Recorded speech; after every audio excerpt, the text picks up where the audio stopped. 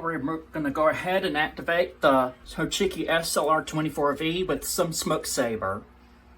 Here we go. 3, 2, 1. Should be enough.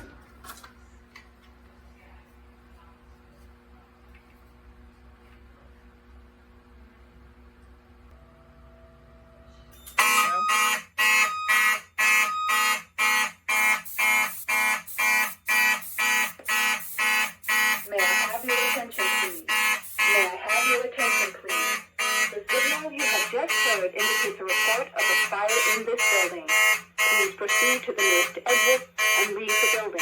Do not re-enter the building unless directed to do so by the proper authorities.